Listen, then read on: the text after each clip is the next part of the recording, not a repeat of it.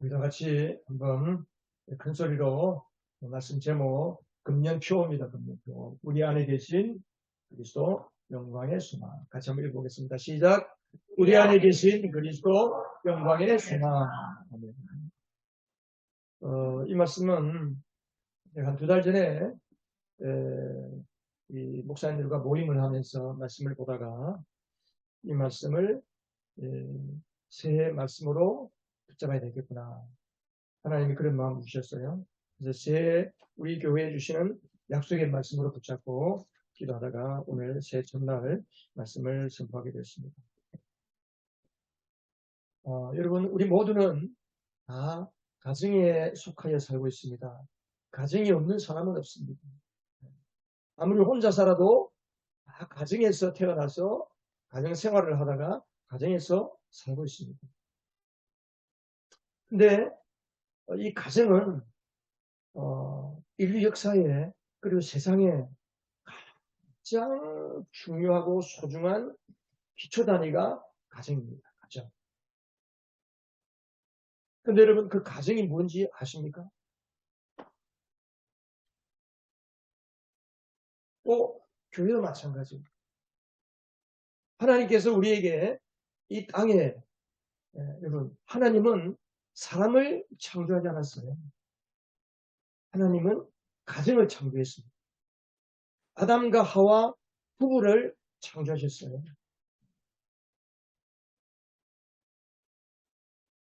그리고 하나님은 또 신약에 와서 그 아담과 하와가 깨트린 가정, 하나님이 복 주신 에덴 동산을 박차고 나갈 수밖에 없었던 범죄함으로써 하나님으로부터 쫓겨나서 가정이 깨어지고 가정이 죄로 오염됨으로 해서 하나님께서 우리에게 새로운 가정, 완벽하고 완전한 가정, 그게 바로 영적인 가정, 그것이 바로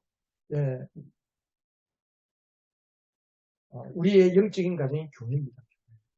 그래서 하나님은 딱 2가지를 이 세상 창조하실 때에 특별히 하나님께서 계획하시고 예정하시고 깊이 생각하시면서 창조하셨어요. 핸드폰을 끄세요. 요즘 폰이, 여러분 핸드폰이 아주 똑똑해가지고요. 가끔 가다가 여러분 TV에서도 TV 끊어도 뭐 이상한 소리를 합니다. 뭘 하라고. 그러니까 앞으로 예배 때 핸드폰 꼭 끄시면 좋겠습니다. 그래서 하나님이 이 땅에 세우신 2개의 하나님의 특별한 마음을 담은 하나님을 드러내는 하나님의 아름다운 모습을 드러내고 보일 수 있는 그 기관을 창조하셨는데 그게 바로 가정과 교회라는 것입니다. 근데 우리가 가정이 뭔지를 제대로 안 배웠어요. 그냥 태어나 보니까 부모님이 계시고 가정이 있으니까 거기에서 그냥 살다가 보니까 그냥 사는 거예요. 그냥 섭득되어진 거예요. 글쎄 이 가운데 가정학과, 요즘도 가정학과가 있나요? 예전에 가정학과라는 게 있었는데 요즘도 있나요? 대학에? 가정학과. 그게 가면 가정에 대해서 배우나요? 우리 학생들 학교에서 가정에 대해서 배우나요? 가정이 뭔지 배우나요? 근데 가정은 성경에서 배워야 진짜 배우는 거죠. 그렇게 이제 가정에서 태어나서 그냥 살다가 보니까 부모도 역시 그 부모로부터 배운 대로 가정을 살게 되고 가정생활을 하게 됩니다. 내 자녀도 부모가 사는 것을 보고 또 가정생활을 하게 됩니다. 그 자녀도 부모에서 배운 가정생활을 또 살게 됩니다. 여러분 요즘 청년들 대부분 부모와 같이 살기를 싫어하는 거 여러분 아십니까? 비극이에요. 비극. 네. 결혼하기 전에라도 부모를 떠나고 싶어 합니다. 같이 살아도 마음속에는 떠나고 싶어요. 우리 교회 성도들, 우리 교회 청년들은 안 그럴지 모르겠는데 물론 다 그런 건 아니겠죠. 근데 대부분 그렇습니다. 시대가 되어가고 있습니다. 같이 산다고 해서 정말 행복해서 같이 사는 자녀들이 얼마나 있을까?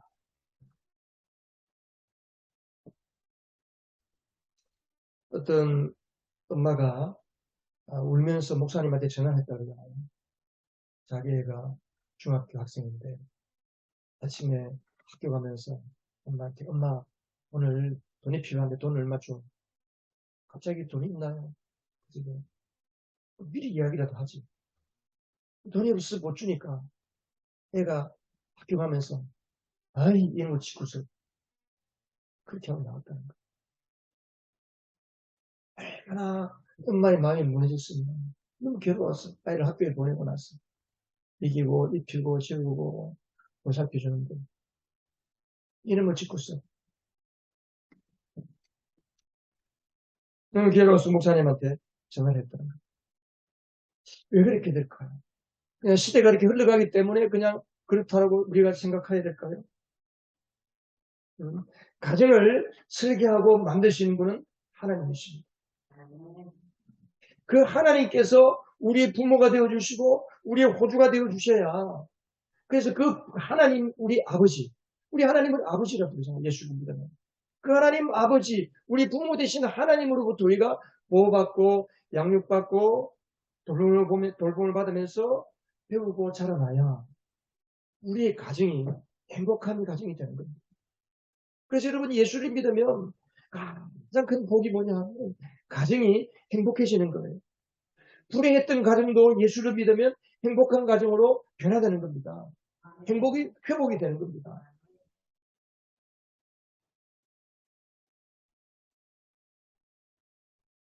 시대가 발전하고 과학이 발전하면 그러면 가정생활도 우리가 발전해야 되잖아요. 근데 여러분 어때요?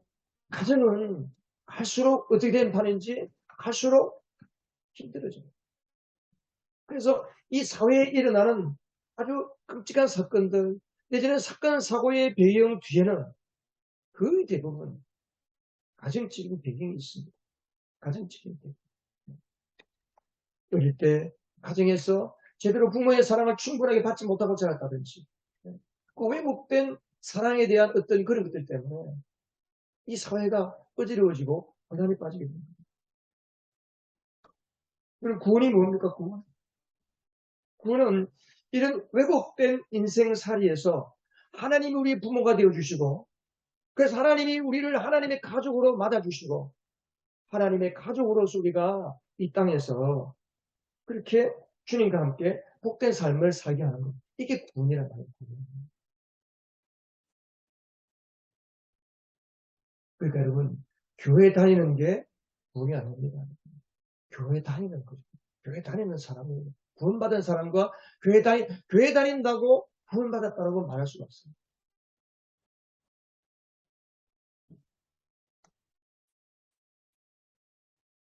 우리가 두 가지예요, 두 가지. 뭐냐? 내가 우리 육신의 가정에서도 하나님이 우리의 부모가 되어서 우리의 가정 생활을 이끌어 주시고 우리를 돌봐주시는 가정. 또 그런 가정들이 그런 사람들이 함께 모여서 하나님을 우리 아버지라 부르면서 하나님을 예배하고 하나님을 섬기는 영적인 가정 생활. 그게 교회예요. 그래서 우리가 가정도 하나님의 천국을 경험하는 곳이 되어야 되고 교회로 모였을 때도 천국을 경험하는 교회가 될 때에 우리가 이 땅에서 행복한 인생을 살고 천국을 증거하고 예수님을 전하고 그래서 날마다 믿는 자들이 더하는 교회가 됩니다. 우리가 왜 전도를 못할까요? 전도한테 자신이 없는 거예요. 내가 예수를 믿으라고 자신 있게 전할 수 없는 거예요. 왜? 내 삶이 기쁨이 없고 내 삶이 행복이 없는데 어떻게 사람들에게 예수를 믿으라고 할 수 있어요? 근데 누가 예수를 전합니까? 예수를 믿고 예수님 제대로 만나서 너무 감격스럽고 너무 기쁘고 내 삶이 변화되고 내가 정말 행복한 인생이 됐다는 것을 내가 믿어질 때에 그 감격이 있을 때 그 감사와 감격이 내 속에서 솟아나오는 사람들은 하지 말라 그래도 전도를 할 수밖에 없어요. 친구를 야 교회 한번 가자. 주일날 우리 교회 가자. 우리 목장 모임 한번 가자. 우리 집에 밥 먹으러 가자. 뭐 이렇게 되는 거죠.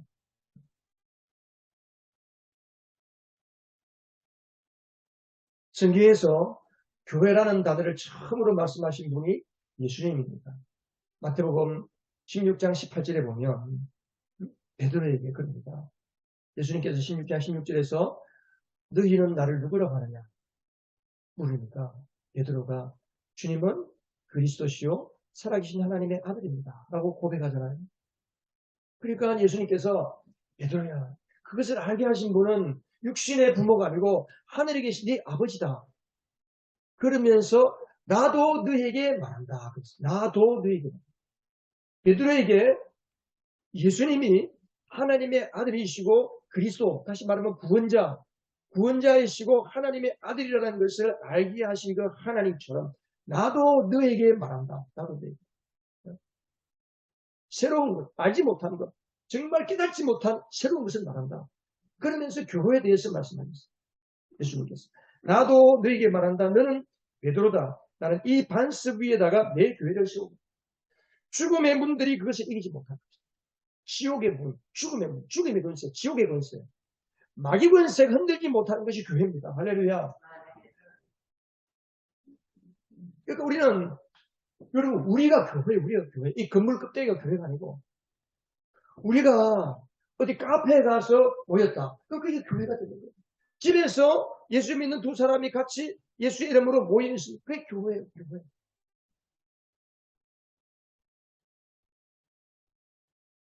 그래서 우리가 교회가 뭔지를 알고 교회 생활을 배워야 돼요. 가정이 교회. 우리 교회의 영구적인 표가 뭔지 아십니까, 여러분?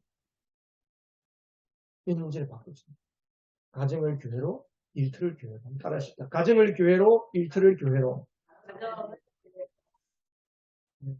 가정을 교회로, 일터를 교회로 바꾸면 자연스럽게 영혼 구원은 그 결과로 따라오는 겁니다. 그래서 우리가 교회 생활을 배워야 됩니다. 오늘 바울이 우리가 읽었던 골로새서 1장 24절부터 29절에 보면 바울이 어떻게 교회 생활을 하는지, 특히 성경에서 목회, 우리가 목사님들이 사역하면서 목회라고 그러는데 여러분들은 교회 생활을 해요. 우리 성도들이 교회 생활. 바울이 어떻게 교회 생활을 했는가? 성경에 여러분, 제가 성경 읽다 보니까 구체적으로 어떻게 목회를 하는지 목회에 대해서 설명을 하고 어떻게 교회 생활을 하는지 구체적으로 설명한 곳은 골로새서 1장 24절에서 29절 딱 한 군데밖에 없어요. 물론 여러 군데에서 그 의미를 생각을 해볼 수 있지만 아주 구체적으로 바울이 어떻게 내가 목회를 하고 있는지, 어떻게 내가 교회에서 일꾼으로 사역하고 있는지. 바울은 그 1장 25절에 보면 내가 교회 일꾼이 되었다 그렇게 이야기했잖아요.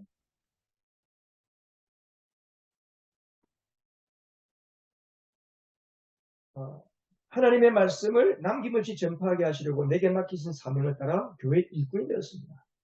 그리고 24절에 보면 나는 일꾼으로서 그리스도의 남은 고난을 내 육신으로 채워가고 있습니다.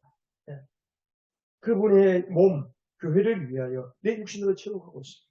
그리고 교회는 그리스도의 몸, 우리의 예수님의 몸입니다. 우리는 한 몸으로 모인 겁니다. 우리가 아까 성찬식을 하면서 떡을 먹고 잔을 마시는데 그 떡이 원래는 제가 입에서 빵으로 이렇게 쪼개주고 샀는데 사모님 헷갈려가지고 그 빵을 다 썰어가지고 여러분들이 나눠드린 겁니다.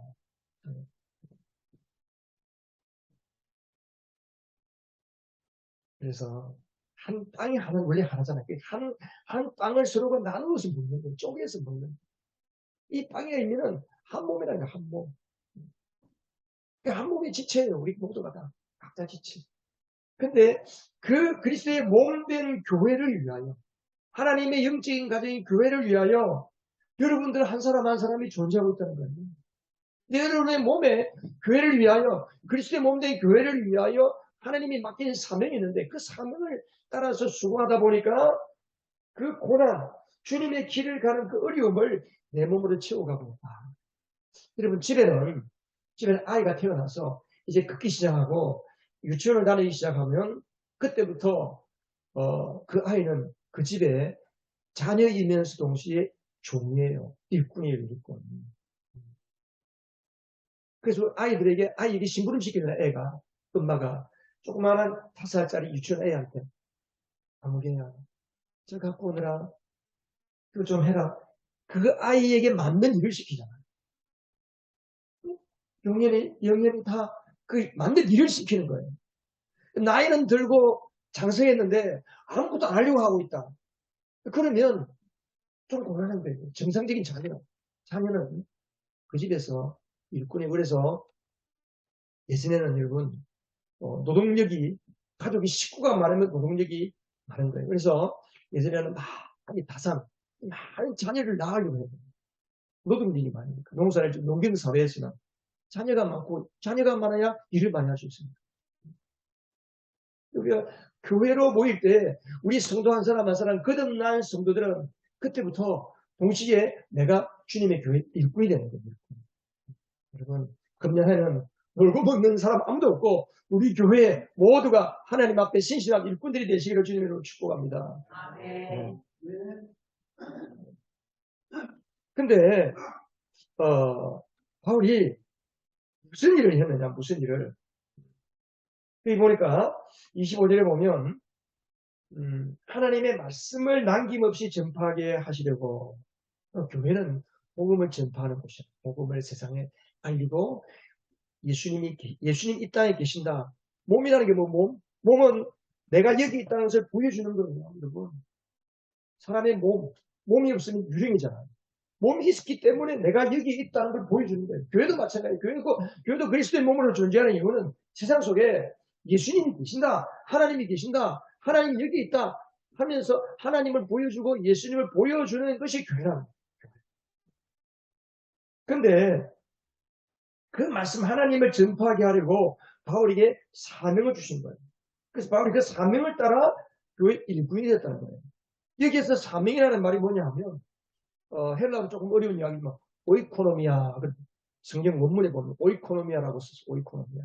이 오이코노미아라는 말이 뭐냐 하면 오이코스라는 말과 노모스라는 말이 합성인데, 오이코스라는 말은 집이라는 거예요. 집. 그리고 노모스라는 건 법이라는 거예요. 집을 움직이는 원칙, 원리. 다시 말하면 교회 경영 원리, 교회 경영 교회 경영 이론. 쉽게 말하면 교회 설계도. 사명은 교회 설계도, 교회 설계도. 그러니까 이 성경에는 사명이라고 번역했지만 성경 원래 있는 원문을 따라 그대로 말하면 나는 내게 맡기신 교회 설계도를 따라서 교회 일꾼이 되었습니다. 여러분, 일꾼이 노동 현장, 건축 현장에서 집 짓는 건축 현장에서 뭐 보고 공사하죠? 설계도를 보죠. 청사진. 요즘은 청사진이 아니고 도면 하얀 데다 이제 복사해가지고, 요즘 기술이 좋아서 복사해가지고 흰 종이에 이렇게 도면이잖아요. 예전에 우리 설계할 때는요, 트레이싱 페이퍼라 그래가지고 습자지 같은 얇은 종, 찢어지지 않는 종에다가 인필로 도면을 그리고 그것을 암모니아 가스를 통해서 한번 거쳐서 내면 밑에 새파란 종이가 나와요. 청사진. 그걸 이제 설계도를 묶어서 현장에서 주면 목수들이 그걸 보고 뚝딱뚝딱 해가지고 그 푸집을 만들고 콘크리트 치고 철근 세우고 건축을 하는. 여러분, 만약에 일꾼이 설계도가 없이 일을 하면 어떻게 될까요? 그 엉뚱한 길이 엉뚱한 작품이 나오죠.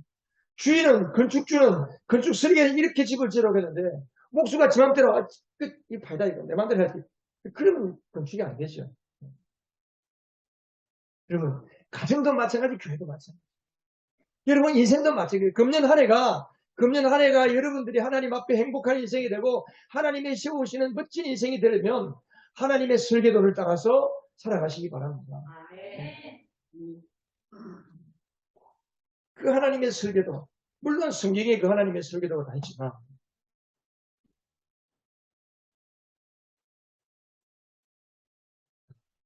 근데 거기 보면 우리가 이번 26절에 보면 이 비밀은 영원전부터 모든 세대에 감추져 있었는데, 다시 말하면 하나님의 교회 설계도, 사명, 오이코노미아,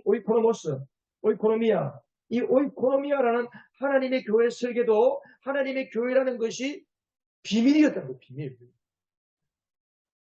비밀이었는데 지금 드러났다는 거예요.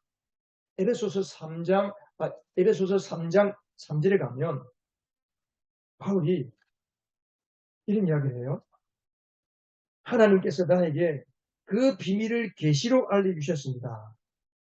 에베소서는 교회가 무엇인지를 말씀하는 책이거든요.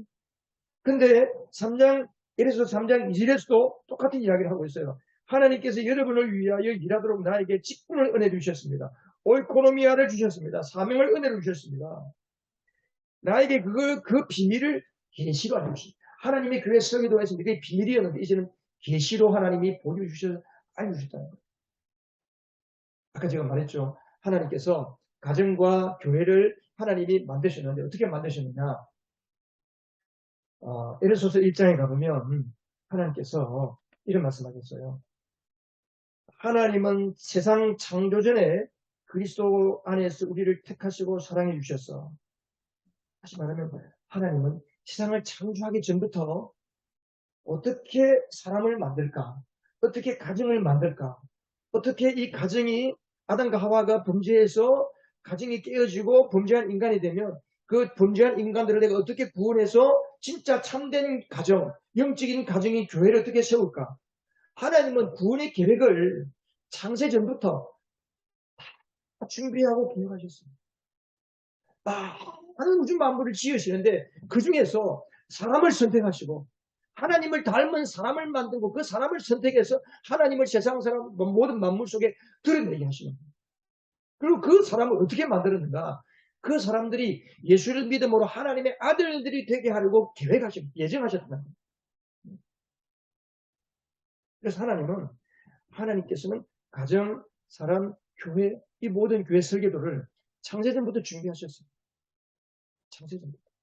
그러니까 여러분들이 지금 예수를 믿는 것이 그냥 우연하게 어떻게 하다 보니까 교회를 나와서 예수를 믿는 게 아닙니다. 우리 성욱이 오늘 처음으로 난생 처음으로 교회 왔나? 그렇구나. 박수 한번 다십시다. 교회를 온다는 것은 여러분 성경에 보면 하나님이 부르지 아니하시면 올 수가 없어요. 그러니까 내가 교회를 와서 예배를 드린다는 것은 여러분 엄청난.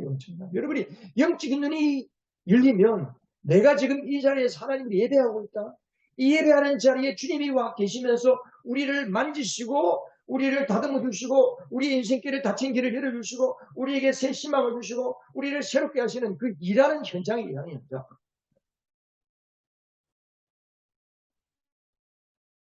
그러니까 다시 고로스 1장 26절로 오면 그 비밀을 성도들에게 드러냈다.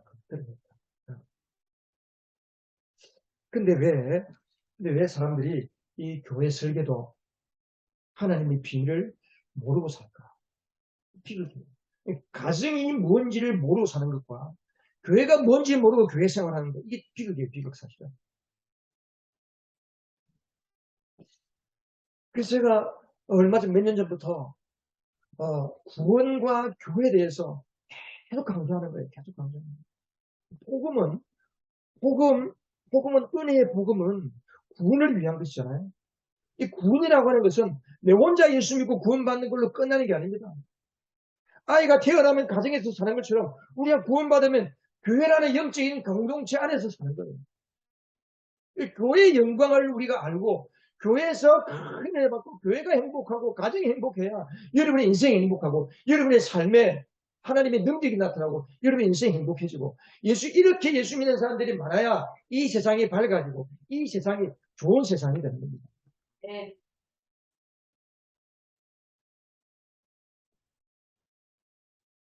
자, 근데 그 비밀의 영광이 뭐냐?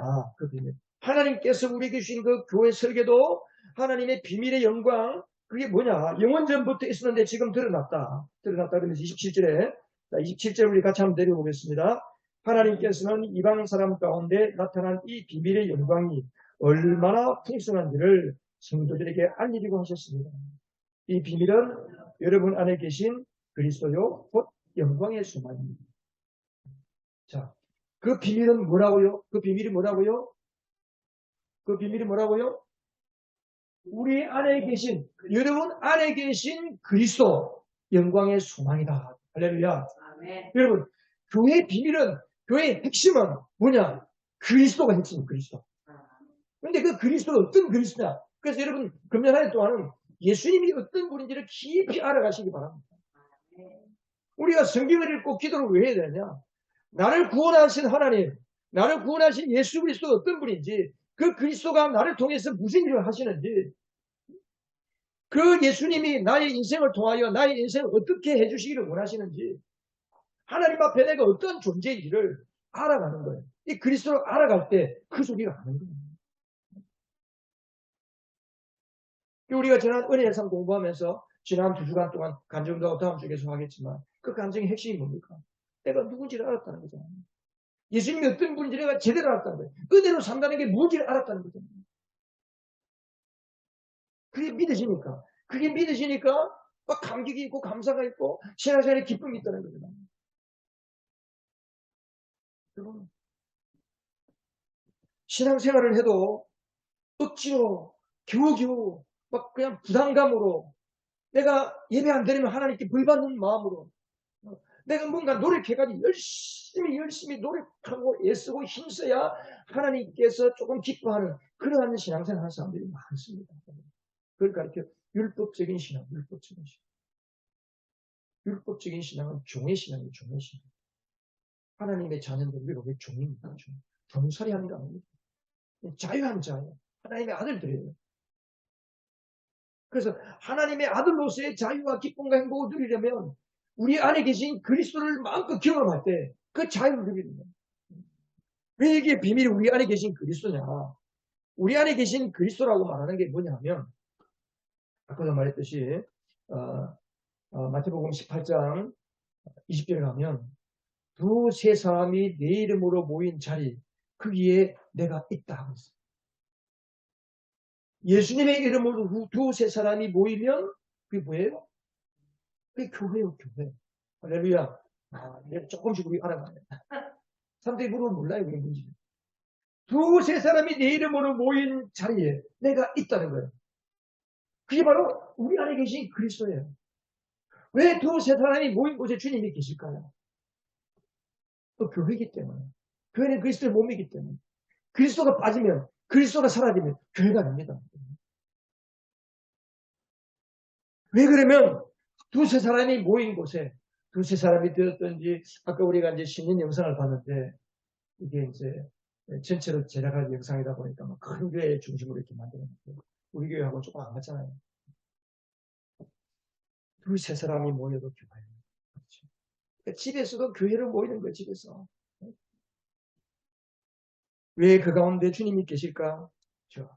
여러분 오늘 우리가 예수 이름으로 모여서 기도하고 예배하고 찬양하고 말씀 듣는 이 순간에 그리스도께서 내 안에 계신 그리스도, 여러분 안에 계신 그리스도께서 이 가운데 함께 하시면서 여러분의 삶을 보시는 거예요.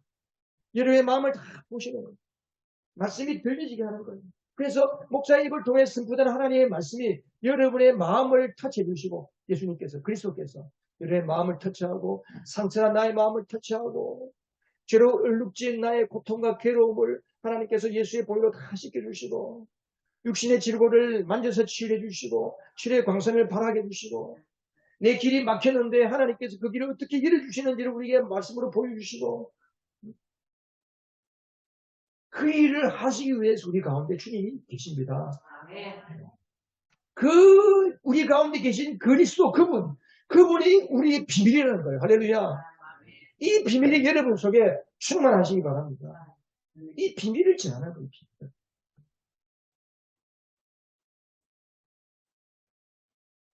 그래서 우리가 가정도 교회도 우리 가운데 주님이 계신 것을 의식하고 사는 가정. 비록 우리 가정이 힘들고 어려워도 우리가 가는 믿음의 길이 외롭고 고달파도 우리 안에 주님이 계시기 때문에 그 주님이 우리와 함께 우리가 기꺼이 십자가의 길을 가게 하고 복음의 길을 가게 하고 삶의 길을 가게 하고 견디고 이길 수 있는 넉넉한 힘을 주시는 겁니다. 여러분, 그래서 그분이 우리의 영광의 소망이 되십니다. 금년 한 해 동안 여러분의 인생 동안 그리스도가 여러분의 영광의 소망이 되시기 바랍니다.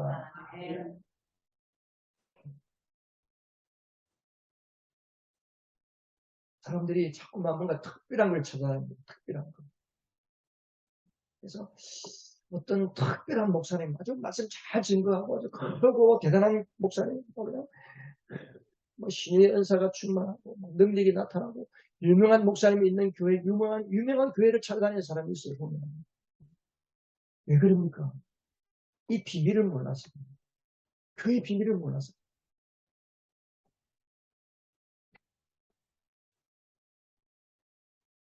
우리가 유명한 교회, 유명한 목사님, 거기에 가서 그냥 막 능력이 나타나고 막 귀신이 떠나가고 빈고침의 역사가 나타나고 막 그냥 대단한 역사가 나타나는 그런 엄청난 교회에 가야만 우리가 예수를 제대로 믿고 나도 마음이 뜨거워지고 신앙생활 잘하는 것인가? 아닙니다. 예수를 만나면 되는 거예요. 여러분 가정에서 예수 믿는 두세 사람이 함께 모여서 주일 저녁마다 가족마당으로 모여서 주님을 찬송하고 주님이 주신 마음을 나누고 오늘 낮에 주님이 주신 그 말씀을 통해 나에게 어떤 마음을 주는지 서로 나누고 주중에 목장 모임을 통해서 또 주님의 마음을 나누고 그럴 때에 그곳에 주님이 우리 안에 나타나시고 우리의 기도를 들으시는 겁니다. 어떻게 예수님 만납니까? 수련회를 통해서 부흥회를 통해서 특별한 모임을 통해서 아닙니다. 믿음의 눈이 열리면 두세 사람 가운데 계시는 그리스도. 그분이 얼마나 영광스러운 존재인지, 얼마나 영광스러운 비밀인지. 금년 한 해 동안 이 영광이 풍성하시기를 바랍니다. 풍성하시기를 바랍니다.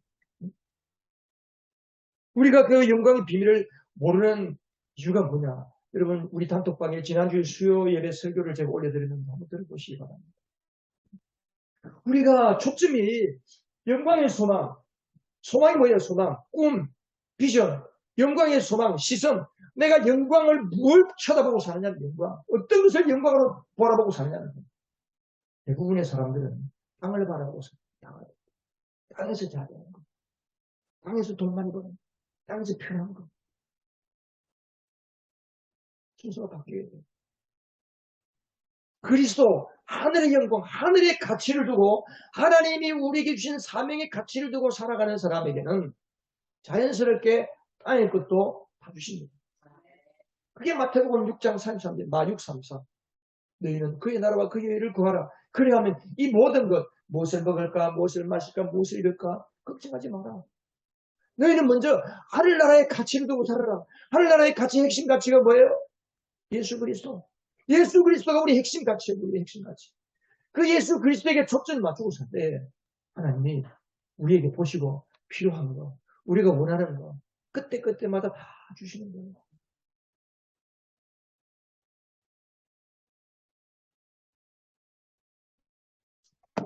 우리가